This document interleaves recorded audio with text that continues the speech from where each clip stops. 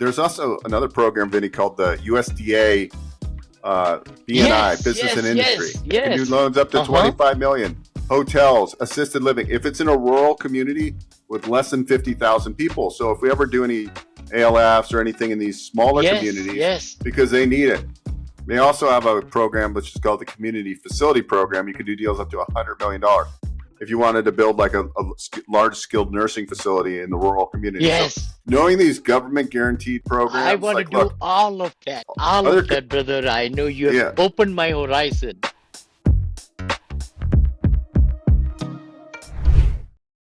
Hi there, friends. Vinnie and Beau show coming to you every Friday, 9 a.m. Pacific. Beau, how are you, brother? How are you doing? I'm doing well, We're closing lots of franchise deals, lots of SBA loans. A lot of people are acquiring businesses, so it's good. I mean, my business is really every day. It's busy, and I like it. A lot of times in business acquisition, people come to you before they have the LOI on the business. So, you end up spinning your wheels sometimes. But yesterday I had a guy and he was like, he's been talking to his local banks. He couldn't figure out. He wants to do a $14 million business acquisition, established business that does about 2.4 million in EBITDA. Right. And we figured a way where for 500 grand out of pocket, he can close on this deal. And then he's buying the business for 14 million. I think the real estate's going to be about 5. We're going to do 2 separate SBA loans. I know how to structure it. He's like, wow, how come my banks didn't tell me that? I'm like, well, that's why you don't go to community banks. Most of the PLP lenders, they have for SBA, they have a national footprint. So anyway, that it's huge. And so also there's also another program, Vinnie, called the USDA B&I, Business and Industry. You can do loans up to 25 million. Hotels, assisted living. If it's in a rural community with less than 50,000 people. So if we ever do any ALFs or anything in these smaller communities, because they need it. They also have a program which is called the Community Facility Program. You can do deals up to $100 million if you wanted to build like a large skilled nursing facility in the rural community. So knowing these government guaranteed programs. I want to do all of that. All of that, brother. I know you have opened my horizon. You really are opening my horizon. And senior living is a big road, runway, I call it. Next 40 years runway. So I'll be coming to you definitely as I find these great deals, in rehabs and other things and rural areas so that we could grow our footprint in Arizona, because that's where I know we need to be. I need to be there. My team needs to be there. Yeah. Today we're going to talk about real estate insights and emerging trends in 2024. And the first one is residential shifts. Urban to suburban migration continues due to remote work. Although that's, some of these companies are doing back to work mandates, and a lot of the people are deciding not to go back to work. So it's interesting times. I think, I'm seeing layoffs. To me personally, though, I think that trend will happen. People will want to live in areas that are more affordable and more tax friendly, and that's going to continue. Totally. And that just makes sense. Industrial growth. This also makes a lot of sense, Vinnie. Warehousing and logistics see significant expansion, right? Because everybody is ordering on Amazon, right? So all these warehouse and distribution, So that's another big trend, and I think we're going to see with AI, artificial intelligence with AI, just like you said, it's a huge trend. Data collections and AI is going to transform the world. I mean, if people watching us are excited or not excited, you better get excited, because these the locations and delivery of the products in remote areas through vending machines. Actually, I'm going into that one, just to let you know, I have met with the biggest partners in USA, and we are partnering right now. It's going to be mind-blowing what I share with you, bro, as I get more and more into it, brother. But through data collections, through AI and delivery points scattered all over USA, these warehouses are going to get bigger and bigger. You bet. Yeah. In my franchise advising business, I work with a group that does does vending. They're not a franchise or a business opportunity, but they actually They'll actually Yes. place the machines for you. They'll guarantee a certain amount of vends. And that's a Yep. good business for people that don't really want a real full-fledged like employee and stuff. Mm-hmm. You spend about 1 Yep. hour per week per machine. You can outsource that, right? And it's very predictable. Yeah. If you spend Yeah. $100,000 on vending machines, you can offset that earned W-2 income. So Yep. you can offset that taxable equation there. So you can write off Yeah. up to, I'm not a CPA, but 100% of those Yep. machine costs. So to me, that's a Yeah. very good business because you can scale it every year. If you know you're going to have a tax problem, you buy more Mm-hmm. machines, you're increasing your cash flow, and you're I love. keeping I more of love. you're keeping more money in your pocket. So it's like, yeah, it's exciting. I like the That's a vending big industry. thing. That's a big thing. Yeah, that's a big thing in W2 people. And there are so many W2 people. They come to me, right? Investors, entrepreneurs, they say, and directors of big businesses in Silicon Valley. As you know, I live in the Bay Area. It's amazing how much taxes they pay, 40%, 50%, because they cannot take off any kind of deductions. So what you're saying is, in our show, as they learn more and more and more, and 39 trillion in retirement funds today, right here in USA, 39 trillion. And as the baby boomers are retiring, they have so much money in retirement funds, they can self-direct it and buy franchises and invest in beautiful places where they can get great returns. Again, we are not CPAs, we are not attorneys, guys. We are giving you knowledge so that it can pique your interest so that you could go into, understanding what we are trying to communicate and dig deeper and deeper and deeper so that you could save on taxes legally and get into cash flowing and building your legacy, everything so that you could take more vacations and more trips, more charities money you could give and all that. That's what this life is about, to live happily ever after. Yeah, there's actually, from what I understand, there's about 7 million vending machines in the U.S. Now, the 7 problem million. with vending is a lot of them don't have any technology. They're still coin They operated, don't. right? So what's Yeah. happening is the AI. We use a POS system called I think it's called Naxos or Niax.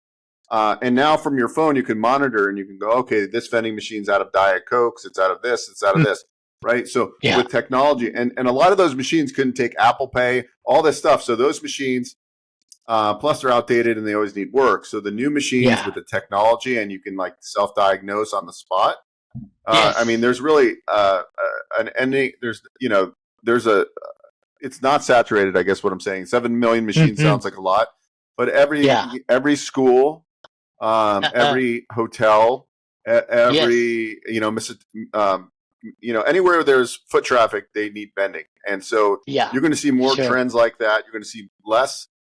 Yeah, so they have markets now that where you can walk in and it's completely remote. It's like a giant vending machine. Yes. Like if you go to the airport, it's Exactly. crazy what's happening. Exactly. Yeah. Yeah.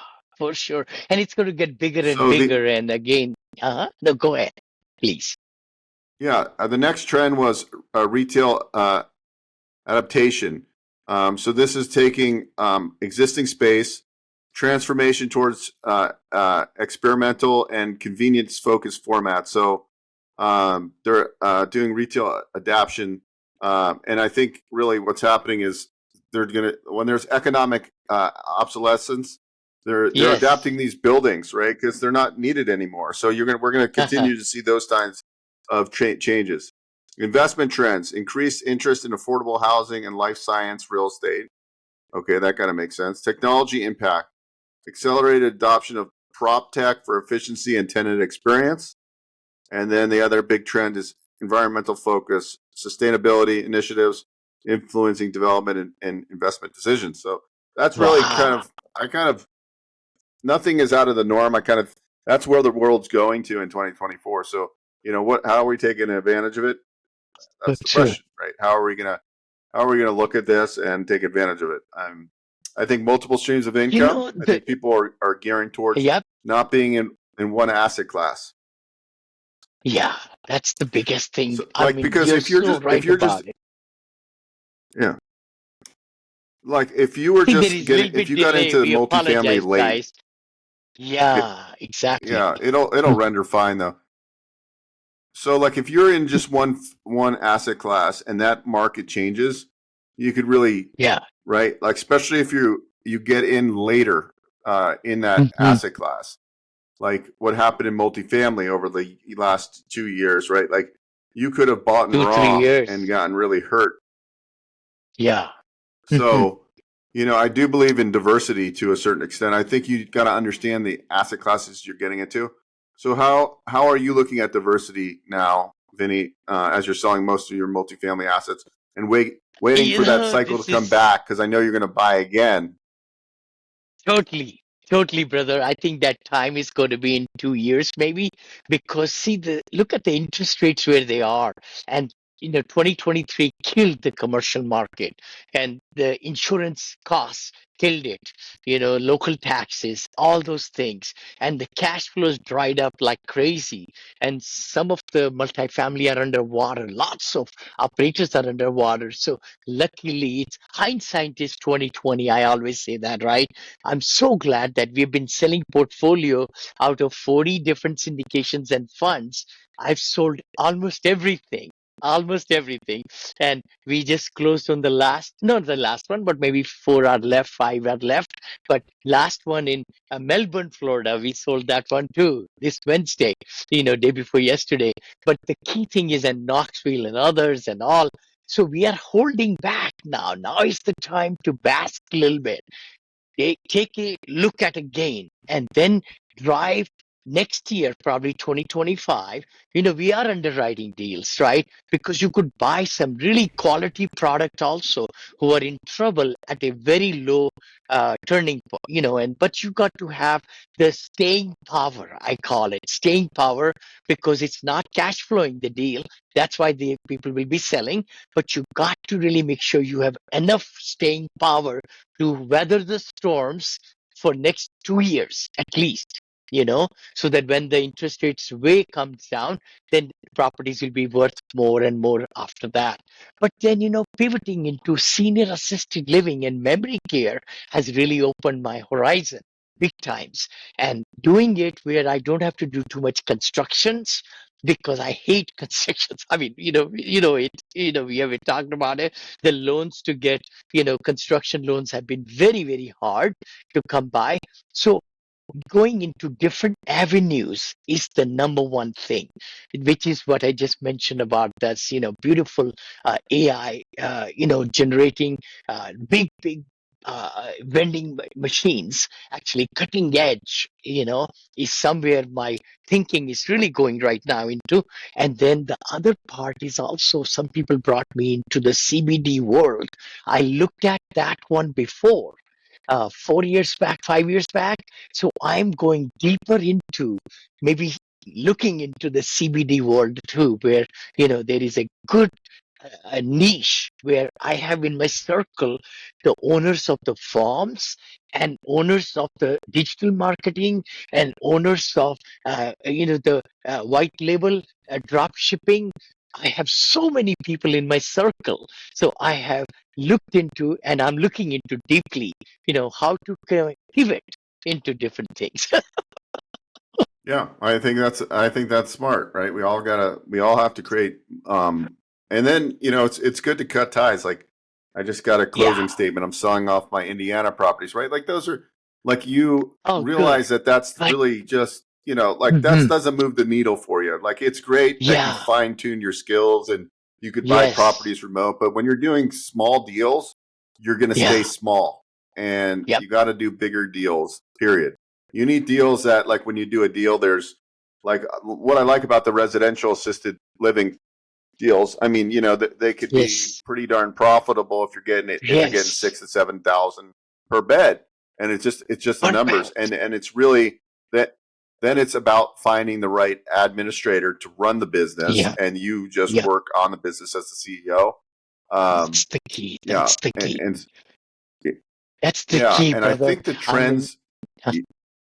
Yeah, yeah, I think no, one of no, the you're trends we'll so see right. too The is trends will um, be bigger and bigger and bigger. I'm sorry, but the thing is, the big box assisted livings are old, antiquated. I know there are some new ones being made, but they stopped making them in 2020 when COVID hit because a lot of deaths came in the big box, the 200, 300 ones, where the ratio of the caregivers to the seniors is 1 to 20. 1 to 25, but in RALs, residential assisted living, it's 1 to 4 or 1 to 5. So the millennials or even baby boomers who are looking for their grandparents or parents and mom and dad, they want to have RALs, nearby where they live so that they could really go by and see their loved ones, right? And they can see that the quality of care is much better in the RALs rather than the box office, the big box.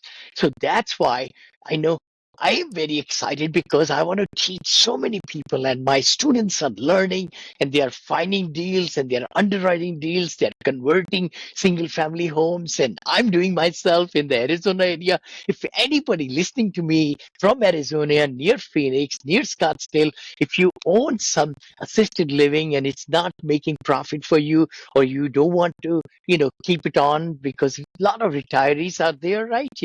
And they want to sell it to to good people who'll take care of the seniors. And please reach out to Beau or I, and we would love to talk to you. Love it. Well, any closing remarks? I mean, I think at the end of the day, there's, the trends are kind of self-explanatory. There's Yes. nothing Yes. unexpected. I think you stick with the trends. Vinny and I are always sharing AI tools, and Yep. like that is like ever changing. So like I Yes. am Yes. constantly using new tools in AI, and like Hmm. you're able to do if you can utilize AI.